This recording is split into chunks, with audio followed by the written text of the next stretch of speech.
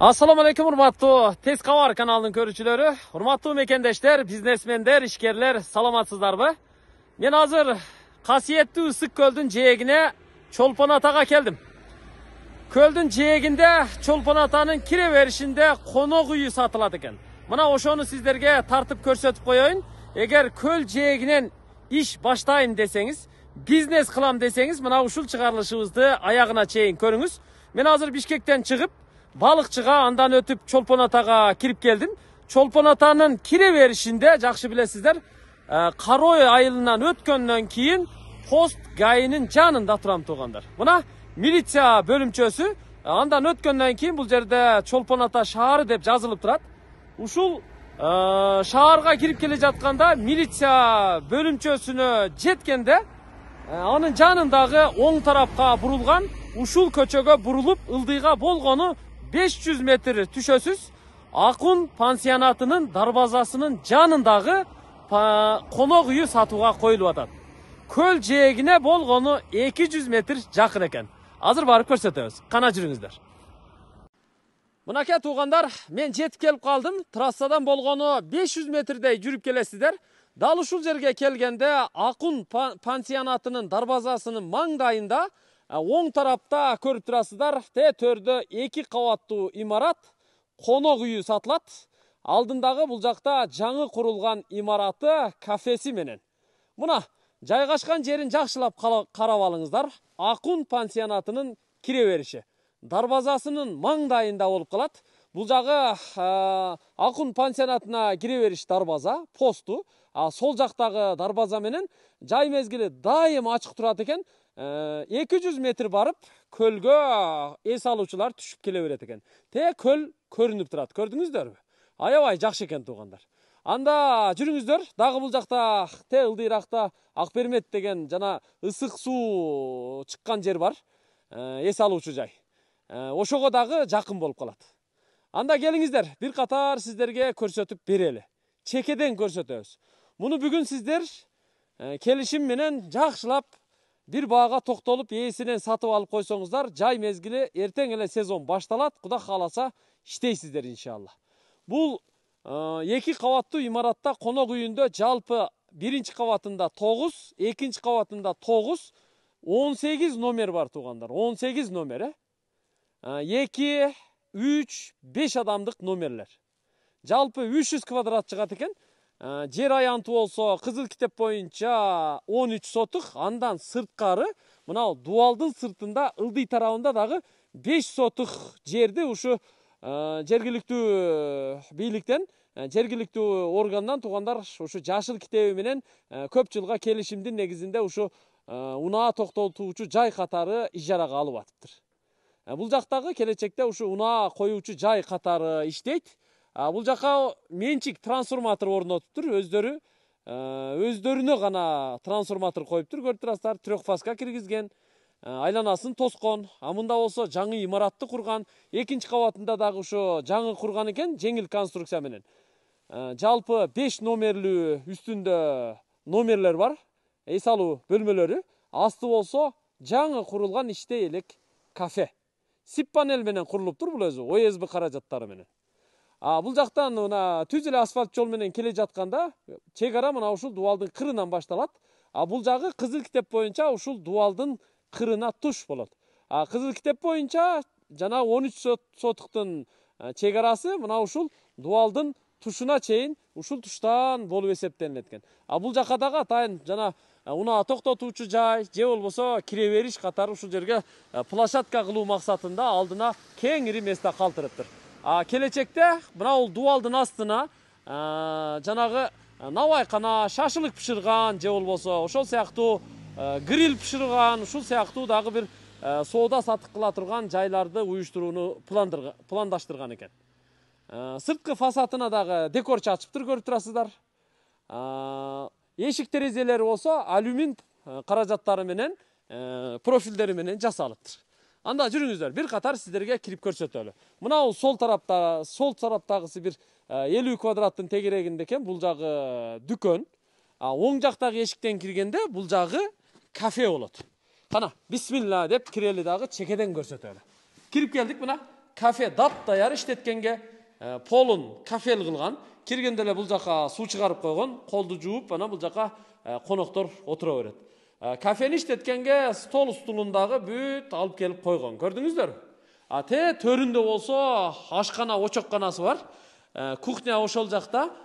Тамакты ашпозчулар ошол жактан бышырып, анан бул жака раздача кылып бере берет.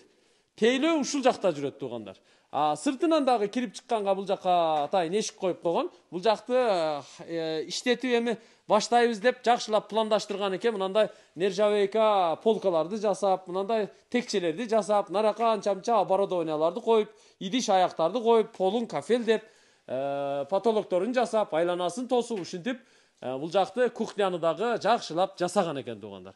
Эми бул кафени иштетиш керек. Анткени кафени иштетсе, бул жерде эс алуучу жайлар көп, пансионат, конок үйлөрү көп, адам көп келет, бул жерде иштетиш керек буюрса. Кана келиңиздер. Эми бул жакка кирели. Бисмиллахир-рахманир-рахим. Биз бул видеонун монтажына жайкы сүрөттөрүн дагы ээсинен алып анча-мынча аралаштырып көрсөткөнгө аракет кылабыз. Жалпы жер аянтын дагы бир жолу кайталап айтам. Кызыл китеп боюнча 13 сотық екен. Айланасы бүт пескаблок менен тосулган. Имарат конок үйү Г формасында 2 кабат курулган. Алды бүт жашыл аянт, газон, жайында жап-жашыл аябай жакшы көрүнөт экен. Дуалдын түгүнө бери каратып көрүп турасыздар, жалаң ушу отургучтарды, скамейкаларды коюп коюптур. Бул жерде болсо жанагы сүрүлүп ачыла турган, бул жакка мындай сүрүлүп ачыла турган дарбаза коет экен. Ушу дарбазанын орду экен. Бул болсо ушу жаңы курулуп жаткан имарат. Көрүп турасыздар. Тепкич ушул жагынан көтөрүлүп чыгып, анан бул жак балкончосу болуп, ортосу коридор, нар жагында 3 бөлмө, бер жагында 2 бөлмө болот экен. Жалпы 5 номер болот экен конок бөлмөлөрү. Бул жагы ошо жанагы эле кухня, буга улап бул жака дагы очок гана курулат экен, навес курулат экен, мангалдар курулат экен, ошол сыяктуу. Бул жерде болсо мына гүл бакча, жашыл аянтчалар. Конок үйүнүн алдына ага чейин мына ушундай көрүп турасыздар, евро брусчатка басып, тротуарларын жасап койгон. Бул жерде суу мындай. Сууну 40 метрдин тегерегинде жер астынан скважина казып, жер астынан артезиан суу чыгарыптыр. Мына бул резервуар аркылуу анан конок үйүнө, кухняларга суу тартып кетиптир. Трехфазга кирген эми трансформатор менчик болгон үчүн светти эми каалаган киловаттты алып колдонот экен. Трансформатор болгондо дагы 100 киловаттык трансформаторду коюп коюптур. Менчик. Конок үйүн аябай жакшы куруптур туугандар. Көрүп турасыздар, 2 кабат, бышык кирпич менен капитальный атайын проекттин негизинде куруптур. Жайында дагы алды жап-жашыл сонун көрүнөт экен. Үстүндө 9 номер бар, астында 9 номер бар. Чатыры болсо тыныке менен жабылыптыр. Суу түтүктөрү, өстүрмөлөрү бардыгы кагылып, жарыктары дагы коюлуптур. Балкончосу дагы бүт баары жасалыптыр туугандар. Эшик терезелери бардыгы ушу күрөң түстөгү, жыгач өңдүү пластик профилдеринен жасалган. Бул имараттын өзү аркасынан эсептегенде узундугу 30 метр, ал эми туурасы 14 метр экен. Жалпы аянты 300 чарчы метр чыгат экен. Көрдүңүздөр, Биз аянты боюнча сиздерге толук маалымат бердик. Анда кирели дагы азыр номерлерди сиздерге көрсөтүп коелу. Муну алып эртең эле 18 номерди күндө эс алуучуларга, бул жагы Кыргызстандын бардык аймактарынан келген эс алуучуларга, бул жагы Россиядан келгендерге, коңшу Казакстан, Өзбекстандан келгендерге эс алуу бөлмөсү катары ижарага берип койсоңуздар, аябай жакшы болот. Акча түшүп турат иншаллах. Бул жер мына 2-нчи кабатка чыга турган тепкичи, көрүп турасыздар. Ушул тепкич менен көтөрүлүп чыгып, бул балкончо менен бөлмөлөргө кирип чыга берет. Анын астында болсо, бул жерде мына көрүп турасыздар. Бул жерден бир кирет, нарактан ар жерден кирип чыга берет экен. Тротуар болсо до конца барып, анан бул жакка кайтып, нар жакка чейин өтүп кеткен. Алдына болсо мына жерлерге гүлдөр эгип коюптур, жайында аябай жакшы көрүнөт экен. Бул жагы газон эгилип жап-жашыл, бул жакта болсо гүлдөр эгилип турат экен. Аябай жакшы болот экен. Бул жер мына тепкичтери куюлган, алдындагы бул аянтчасына көрүп турасыздар, бүт кафел басылыптыр. арчып сүртүп тазалап эле койсо болду. Азыр эми кышында эч ким келбейт да. Негизи күн жылыганда жай мезгили адамдар келип баштайт. Бисмилла деп биринчи номерден баштайын, Кана кирели көрөлү. Бисмиллахиррахманиррахим. Чекеден көрсөтүп берем. Бардык эле номерлер окшош экен туугандар. Мына көрүп турасыздар, ушундай номерлер. Узундугу бир 4.60-тын тегерегинде экен, узундугу. Туурасы 3 метр экен туугандар. Дуалы шпатлевка тартылган, ак түстө боелгон, потологу натяжной лампасы коюлган, телевизору коюлган, полуна болсо ушу линолеумдер салыныптыр, фольга салынып астына. Мынандай кроваттар коюлган. Андан сырткары ар бир бөлмөдө мынандай санузел душевой бар экен. Бардык бөлмөдө ушундай. Мына раковина, күзгү, форточка, унитаз, анан бул жагында мына жуунуучу жайы. Бардык бөлмөнүкү ушундай экен. Азыр чекеден сиздерге көрсөтүп бере берем. Анан ар бир бөлмөгө мына эшик терезеси полдон баштап потолокко чейин панорамный чоң болгондуктан бүт ичинен парда тарткан. Парда тартып койгон туугандар. Кийинки бөлмөгө киребиз. Биринчи номерди көрсөттүк. Эми экинчи номерди көрсөтөйүн. Мына бүт кроваттарды дагы жаңа алып келиптир, матрасты да жаңа алып келиптир. Керек болсо мына төшөнчүлөрдү, постельный бельелорду дагы бардыгын жаңа алып келип, эми эле бир сезон иштеткен экен өзүчү. Бир сезон толук деле иштебептир өзүчү. Бул экинчи номер. Көрүп турасыздар. Бул дагы ошо эки адамдык. Мунуку дагы ушундай санузели менен, душевой менен бардыгы ушундай туугандар. Мына көрдүңүздөрбү? Аристондору коюлган, бардыгы ушундай. Кийинки 3-чү номерге кирели. Негизи биринчи кабат менен экинчи кабаттын проектиси, планировкасы окшош, коёндой окшош. Анткени астын үстүн курулган. Бул болсо 3-чү номер. 3-чү номер бир аз чоңураак экен, жана биринчи номер сыяктуу. Көрүп турасыздар. Мунуку да ошондой санузели. Бардыгы окшош. Пардалары дагы жашыл түстө окшош. Потологу натяжной. Чакан стулдары менен коюлган. 4-чү номерге кирели. Бул дагы ошондой эле аянтта, мына көрүп турасыздар. Мунуку дагы бул жакта жайгашкан, мына санузели, жуунуучу бөлмөсү, мынандай унитаздары менен, күзгүлөрү менен бардыгы коюлган. Ар бир бөлмөгө матрас, кроваттардан сырткары мынандай көрүп турасыздар. Чакан стол, анан эки жагына стул койгон. Бул жагына мына телевизор коюуга мүмкүн.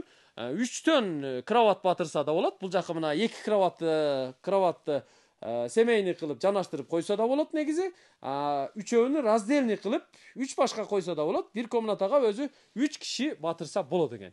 2 же 3 киши. Төрдө болсо чоңураак 2 бөлмөлүү бир номер бар экен. Ага 5 киши батырса болот экен. Жүрүңүздөр. Андан кийин 5-чү номерге кирели. 5-чү номер бул жакта. 5-чү номерде ошондой эле мына көрүп турасыздар. Бүт кроваттары, балыштарынан бери төшөктөрү менен, бул жакта санузелдери менен бардыгы зор. Кийинки 6-чы номерге киребиз буякта. 6-чы номер болсо, мына ошондой эле бул дагы көрүп турасыздар. Бардыгы коёндой окшош номерлер туугандар. Көрдүңүздөрбү? Полуна астына фольга таштап, линолеум салып койгон. Бардыгына ушинтип жасап койгон. Мына ал жерлерден дагы мына тепкиштер көтөрүлүп чыккан. Тротуар төргө чейин барган. Көрдүңүздөрбү? Эми мына ал төрдөгү бурчтагы эшиктен кире турган болсок, бул 5 кишилик 2 бөлмөлүү номер. Бул люкс. Мынакей. Көрдүңүздөрбү? Негизи бардыгы эле люкс. Просто бул 2 бөлмөлүү да мына. Двухкомнатный. Мунун терезеси арт тарабында экен. Бул жерге мына 2 кроват койгон. Негизи 3 кроват койсо деле болчу да экен. Төрүндө болсо дагы 3 киши бата турган дагы бир номер бар. Бияка 2 кроват койгон, көрүп турасыздар, матрастары менен. Мунун дагы терезеси арт тарабында экен. Бул жака болсо дагы бир кроват коюп койгон. Мына 5 киши ушул 2 номерге кенен батат. Бул жагында болсо санузели, жуунуучу бөлмөсү. Бүт бардыгы идеальный, сонун мындай аристону, форточкалары менен бардыгы коюлган. Кийинки бөлмөгө кирели. Бул жакта 8-чи номер. 8-чи номер дагы ошондой эле чакан бөлмө туугандар. Мына көрдүңүздөрбү? Ар бир номерге 2ден 3төн кроваттарды коюп чыккан бардыгына. Көрүп турасыздар. Анан мына санузелдеги мына кафелге окшогон каражат азыр ушу бүт эле санузелдерге, кухняларга колдонуп жаткан жана пластик сыяктуу ушу мрамор стилиндеги ушундай бир каражат. Курулуш материалы да. Бул болсо эң акыркы 9-чу номер. Биринчи кабаттагы бардык номерлерди көрсөттүм окшойт. Бул жабык экен. Бул 9-чу номер болду. Тротуар ушул жерге чейин келип, анан бул жакка өтүп кетет экен. Бул жакта дагы 2 метрдей аралык бар экен. Тетиги эшик менен сыртка парковкага чыкса болот экен. Парковка дагы ушул чекеге чейин келет экен да. Көрдүңүздөр, мына бул гүлдөр жайында аябай сонун гүлдөп, жап-жашыл болуп, төргө чейин аябай сонун көрүнөт экен. Эс алуучулардын жаш балдары чуркап-чуркап ойноп, ушундай сонун ушу көл сезонунда эс алуучулар жыргашты деп айтышты. Эми бир аз эле иштетиптир да бул жерде. Бир аз эле. Эми мына жаңы сезонго жакшылап иштетсеңиздер аябай сонун болот. Мындай Wi-Fi'ларды коюптур, көрүп турасыздар. Wi-Fi модемдери менен турат. Бүт монтаж кылыптыр. Эми анча-мынча жерин карап, ремонтту дагы толуктап ушинтип бүтүрө бересиздер. Мына ошогон жерлерди дагы обшивка кылып, толуктап, ремонтторун бүтүрө бересиздер да. Секин-секин баягы өзүнөн түшкөн пайданы өзүнө чаптап, бир сезондо бүтүрүп алсаңыздар, Кудай кааласа. Жуда сонун болот, зор болот да. Так, экинчи кабатка чыгалы. Экинчи кабаттагы бөлмөлөрдү дагы тааныштырып чыгабыз. Бул болсо мына тепкич. Тепкичти дагы ушу барып кайтма тепкич курган. Ушул жерден биз имараттын артында дагы 1,5 метр аралык калтыргандыгын эске салып көрсөтүп коелу. Анан ушул жерден туугандар.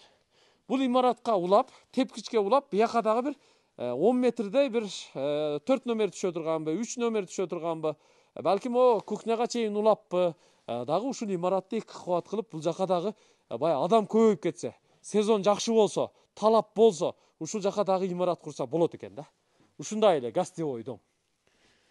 Же болбосо бул жака бир банкетный зал курасыздарбы? Карап көрөсүздөр эми ал жагынчы. Ал жагын. Талапка ылайык. Мына жерге мына камера коюп коюптур, интернет аркылуу бардыгын байкап көрүп турат экен. Бийиктиктен аябай жакшы көрүнөт экен, Машалла. Ой. Бул панораманы караңыздар, сонун көрүнөт экен да. Тетиги жерде Акбермет горячий источник, ысык суу чыга турган эс алуу жер. Бул жагы мына Акун пансионаты. Акун пансионатынын дарбазасынын наркы ачылышынан кирип эле түп-түз 200-250 метр жүрүп эле пляжга барып келе берет экенбиз да. Жай мезгили ушул жерге келиш керек экен эми сурап турупчу. Бул жагы мына трассадан эч канча алыс эмес экен. Жана милиция бөлүмчөсүнөн бурулуп эле келе берет экенбиз. Экинчи кабатка чыктык. Бардык бөлмөлөрдө эмес, эми аралатып анча-мынча ачыгын гана көрсөтөлү. Экинчи кабаттагыларга мындай ковролин салып коюптур. Бирок биринчи кабат менен окшош эле экен бардыгы, санузелдери дагычы. Экинчи кабаттагыларга гана ковролин салып коюптур. Анча-мынчасын көрсөтөйүн, мына. Көрдүңүздөрбү? Эшиктерин ачып эле көрсөтүп коеюн, бирок экинчи кабаттан панорамасы жакшы көрүнөт экен да. Бул жабык экен. Так. Азыр мага ачып берип, ээси бир жакка кетти, Чолпон атага. Тарта бер депчи. Ушул туугандар. Калган эми мына бул комната дагы ошондой эле экен. Астында биринчи кабаттагы комната кандай болсо, ошондой эле двухкомнатный 5 кишилик ушундай номер. Мынакей, көрдүңүздөрбү? Сиздер келип кеңири ушул жерде эс алсаңыздар болот. Семейный келип бул жака кирип жашай бересиздер. Аябай жакшы эс алуу жай экен да. Жай мезгили келип буюрса жыргайсыздар. Ушунун баарын туугандар сатууга койду да. Муну эми зарыл акча керек экен. Ошон үчүн сатууга коюп аттыр. Болбосо ушу өздөрү нөлдөн баштап куруп, мээнет менен, жакшы ниет тилек менен туугандар жакшы мүлк катары курган экен да. Азыр эми зарыл акча керек болуп аттыр, ошон үчүн сатууга коюп атыптыр. Эми колго киргизип алсаңыздар, эгер акчаңыздар болсо, мына кийинки сезондордо иштетесиздер. Өмүр бою дегенде андан нары дагы Кудай кааласа бала чака урпактарыңыздарга бир мүлк, бир бизнес болуп калат. Аябай жакшы болот. Эми ушунча болду туугандар. Мен атайы Бишкектен келип ушул конок үйүн тартып аткандан кийин азыр тетиги бул жак менен чыгып, мына ход менен кирип туугандар, түз барып көлдүн жээгин дагы көрсөтүп коеюн. Кандай дедиңиздер? Жүрүңүздөр. Мындай видеону түрдүрүп эле барып көрсөтүп коеюн. Үзбөй элечи, жүрүңүздөр. Алыстабай туруңуздар. Ушул жерде мен баасын жарыялап коеюн, Баасы $220,000 кеми бар экен. Кызыл китеп, документтери, бардыгы, долбоорлору, архитектуралык бардык документтери бардыгы так экен. 220 миң доллар кеми бар дейт. Шашылыш сатылат экен. Мен вариант андай нерсе болбойт экен. Анткени зарыл акча керек дейт. Зарыл акча керек экен. 220 миң доллар кеми бар. Кимге жакты? Жаккан болсо сүйлөшүңүздөр. Анан канализация маселеси. Септик эмес, канализация центральный экен. Тиги жерде канализациянын аркасында кирпичтен имарат турат, нарагыракта. Ошол канализация баягы бөлүштүрмөсү, билбейм эмнеси, центральныйга туташтырганбыз дейт. Центральный канализация бар экен.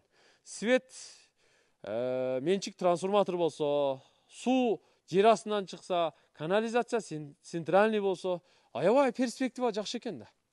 Дарбазаны курасыздар, мынауну дагы дальше куруп бүтүрөсүздөр, кафени ишке киргизесиздер.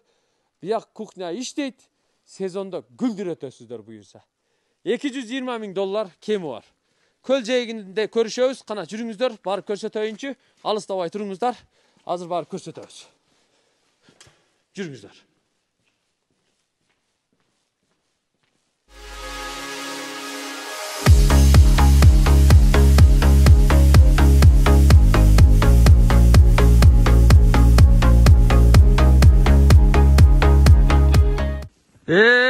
Мынакей туугандар.